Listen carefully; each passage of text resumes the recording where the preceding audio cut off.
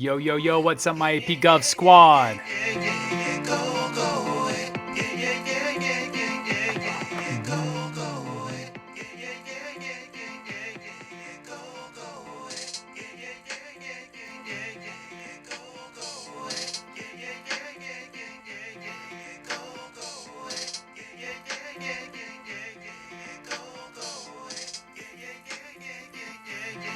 Lock in.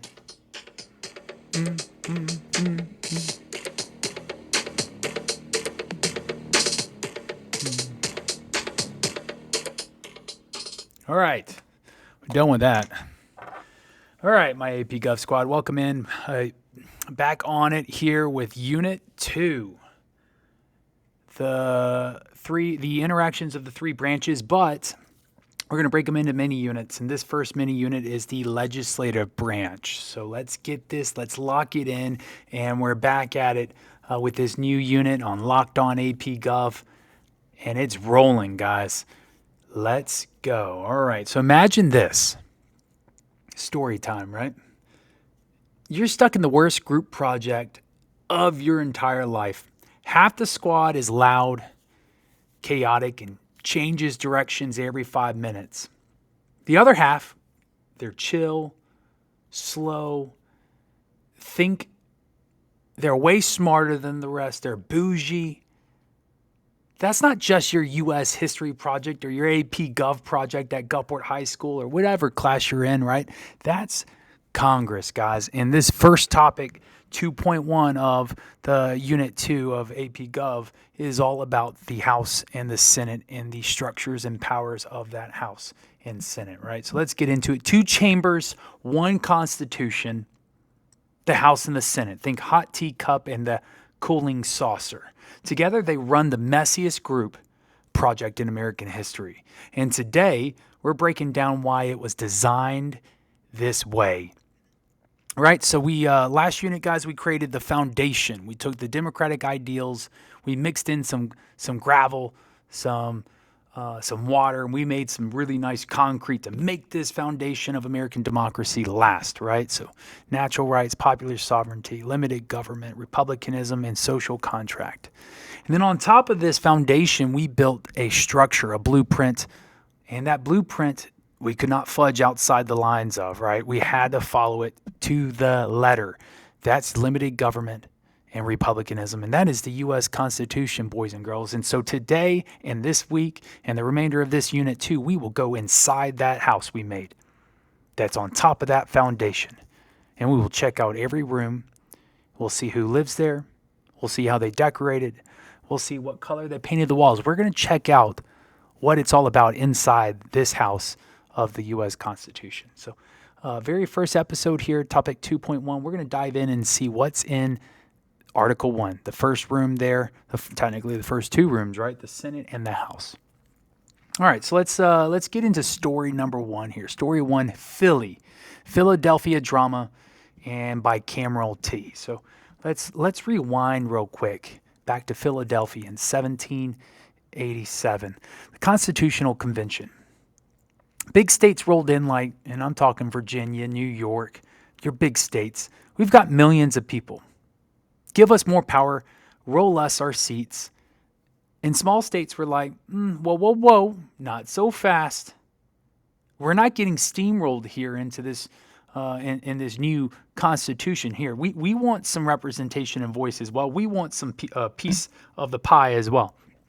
Okay, so they cooked up the Great Compromise. Enter Roger Sherman, the guy that was the guidance counselor we didn't know we needed, but we so glad he showed up, right? And helped create this Great Compromise, this Connecticut Compromise, which would combine the Virginia Plan and the New Jersey Plan and the type of representation that this Congress would hold. So it's all about republicanism here, right? How we're going to elect the representatives in the House and the Senate, how long they'll serve, how many there'll be. It's all about republicanism, that old Roman tradition of electing representatives to make choices for the people. All right, so in how we settled here in the Great Compromise, the House would be based on population size, and the Senate would be equal representation, 2 per state. Big states happy, small states happy. And it's like splitting up a Little Caesars pizza in class, guys. The big states get more slices, but everyone or everybody, even tiny Delaware and Rhode Island, get 2 breadsticks. Bicameralism, famous word for 2 chambers. Got to remember that, okay? All right, and what about the bicameral system here? And let's dive in that in your AP style notes, right? So bicameral means 2 chambers. And in our chambers, we have the House, which is the lower. Go ahead and write that. And the Senate, which is the upper.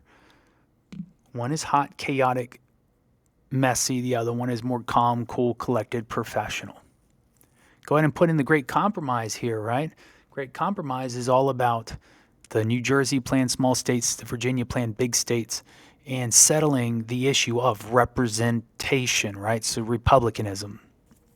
And then republicanism is exactly what we said. We elect representatives to go make choices for us in Washington, D.C. and in our state capitals. Old Roman tradition, right? And so this wasn't just a compromise, it's republicanism in action. The whole idea is that the will of the people shows up in government through the reps, the House of Representatives. Our guy, our rep for the lower counties here in Mississippi is Mike Ezel. We'll check him out tomorrow on Instagram. And so the House, that's the people's voice, loud and local. And the Senate, well, they represent the entire state of Mississippi, and every state has 2. And we'll look at our 2, Cindy Hyde-Smith and Roger Wicker tomorrow on Instagram as well. So the Senate think that the state's voice, they're balanced and equal, and they need to represent all Mississippians equally. Okay, but remember, every debate in Congress isn't just North versus South, red versus blue, House versus Senate. Guys, the 2-party system turns every argument into a constant tug-of-war battle, shaping how members interact with each other, how they form coalitions. Coalitions are just alliances of like-minded representatives. It's just a group of like-minded representatives where they're teaming up to get certain policies passed, to get support, and sometimes straight up refuse to work together as well if they are far, far different in ideology and thoughts on where government should go. All right, so let's check out the House. That right there, guys, that is, think freshman energy, right? The House is freshman energy. All representatives dream of graduating to the Senate. All right, so now let's start with the House. You have 435 members. Put that in the size there. 435 members. It was not always 435 members. It was less. It was finally capped at 435, and that is the set number. We should not drop below or go above. And so for now on, no matter how large our population gets, it's at 330 million today, we will just redistrict our seats, and we will run those states with more population extra seats, and those with less population will lose some seats. So it's all about taking the census and having about 750,000 people per district. Remember, 1 person, 1 vote. You got to have equal numbers roughly in each district. That way everyone's vote is equal. Can't have 1 million people in one district and 30,000 in another. That is illegal. Cannot have it. And that's judiciable. So the Supreme Court could look at that. The federal courts could look at those issues and fix it. All right, and they served 2 terms. Why 2 terms? They wanted, and they all go up for grabs every 2 years, every single seat. And the reason for this is because our founding fathers at the Constitutional Convention wanted the House to constantly be in upheaval and changing. They wanted it to react energetically to the people's voices, to the general will. And so every 24 months, Mike Ezel, our representative, will go up for re-election. Now, there are no term limits, and for them to have term limits, they would have to vote within the Congress to put term limits in effect, which I don't know if they'll ever do. That might not work out. All right, so these folks in the House are basically always campaigning nonstop. They got to be in touch with the constituents. That's us, the voters from those districts. And like, imagine you just unpacked for your dorm, right? Freshman year in Ole Miss or Mississippi State or Alabama or hopefully South Alabama or Tennessee, my favorite college, right? And 2 weeks later, you're already filling out your transfer papers. That's the House of Representatives, right? Some are there just for a cup of coffee, and then they're thrown out by their constituents if they don't do a job they're looking for them to do. All right, so smaller districts equal more homogenous constituents, and constituents are the voters of those specific representatives. And homogenous means more similar in belief, culturally, ethnically, whatever it might be, more similar, more like-minded there, okay? And so if you're repping the Mississippi Gulf Coast, which is what Mike Ezel does, you better know shrimp season. You better know Friday Night Lights football, right? You better know whether Raising Cane's is better than Zaxby's. And that Zaxby's is the real goat of chicken. Not Zaxby's, I'm sorry. Raising Cane's is the real goat of chicken, not Zaxby's. Okay, so the debate here, which you guys are going to do Thursday, the debate in the House, I know I've been talking about how hot and chaotic it is, but it is way more formal for a reason because it can get so chaotic. So there are rules in place, right? Because there's 435 members, you can't just let anyone and everyone freestyle.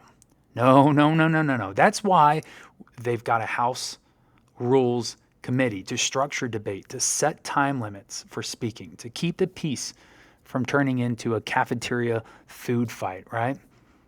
The House also starts revenue bills. All money bills start there as well and launch the impeachment process through the charge of impeachment, not the conviction.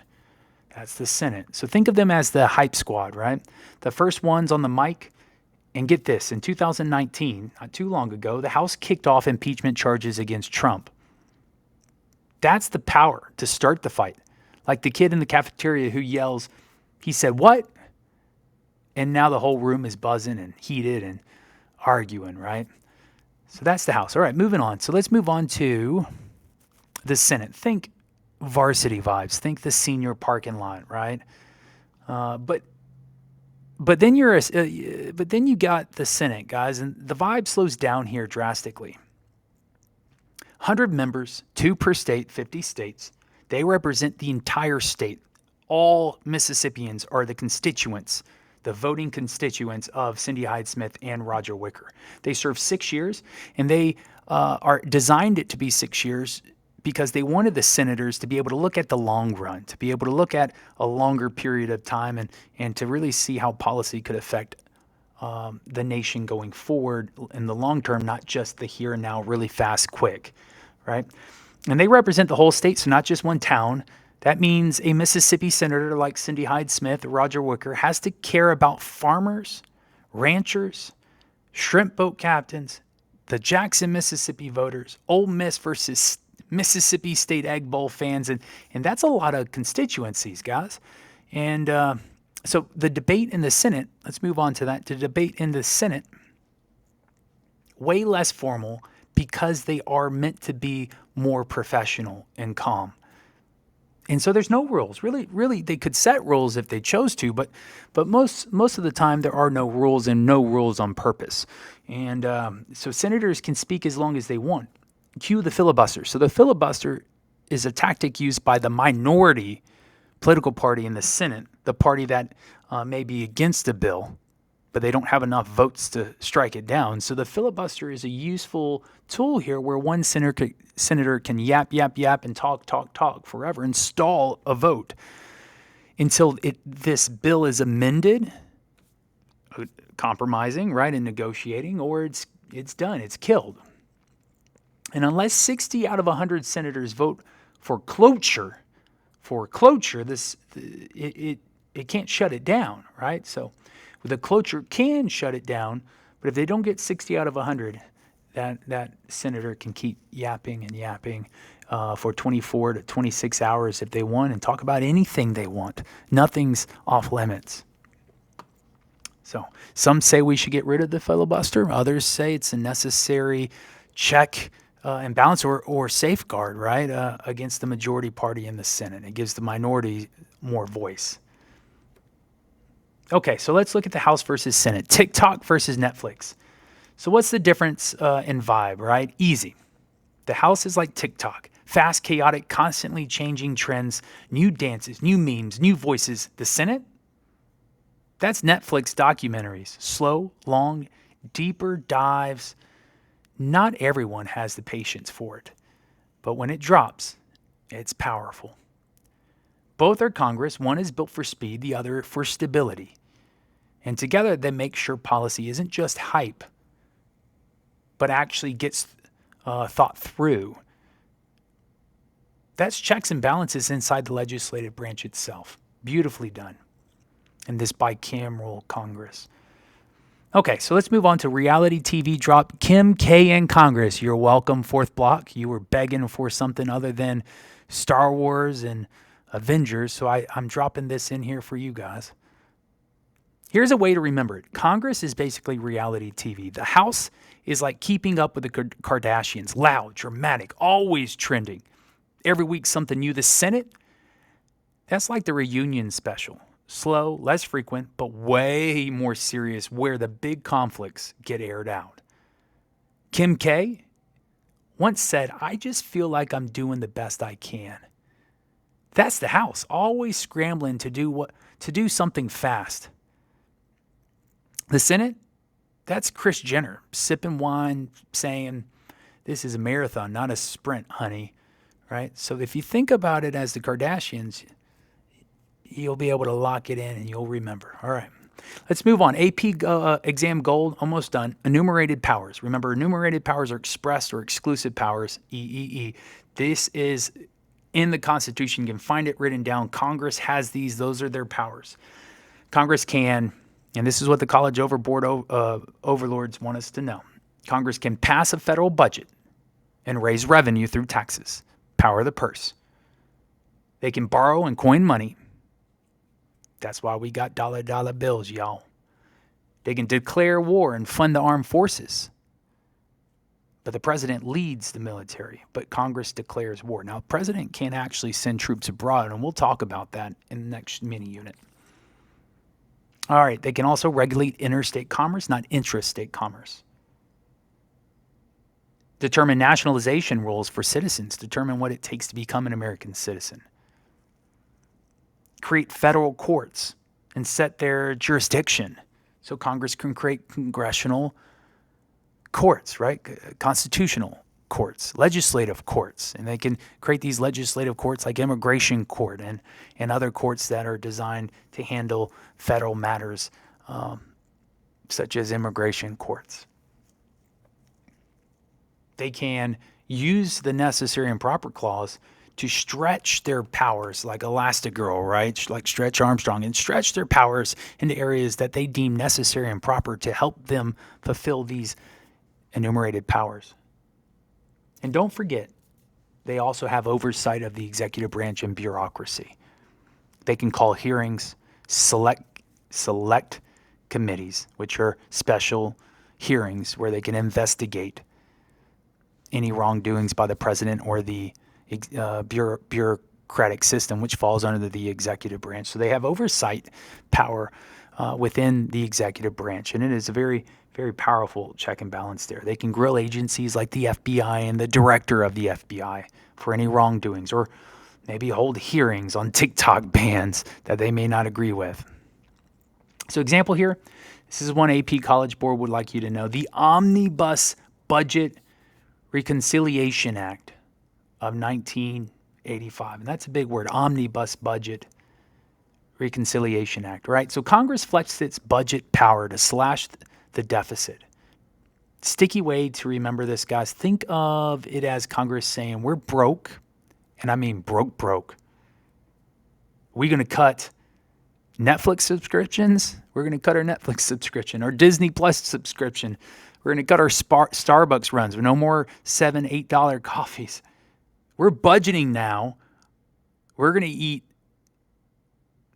white bread and peanut butter for the next couple weeks to try and get this budget under control and fix the deficit. That means we're spending more than we have coming in. And so think of it that way, guys, and you'll understand the Omnibus Reconciliation Act of 1985. Okay, so moving on, outro, guys. So picture this: Congress as a football team, the House is the quarterback, quick plays, flashy moves, constant pressure. The Senate is the offensive line, slow, sometimes invisible, but without them, nothing works. Together, they run the game, messy as it is. Congress isn't broken, it's messy by design. And that mess, that's democracy, baby. All right, fam. That's episode 1. Super short, not as long as the previous ones because we're just diving into the specific structure here. We'll get more into it during this week in our congressional simulation as we build our bills and go into committees and debate on the floor. Tomorrow we'll unpack topic 2.2 as well as 2.1, the structures, functions, and powers of Congress. So translation, how the sausage gets made, right? We'll talk a little bit about bacon and bringing home the bacon and pork barrel legislation and why most bills die before they even hear about them. Because they do, throughout 2 years of a congressional term, right? They go every 2 years. They change the number. I believe we're in Congress 119, 118, one of those. I'll double check for you. But every 2 years, we'll see like 10,000 bills presented, and only about 400 will get passed into law. So most die in committees, and we'll do that on Wednesday. All right. Until next time, guys, stay bold, stay curious, stay locked on AP Gov, guys. Mr. H out. Peace.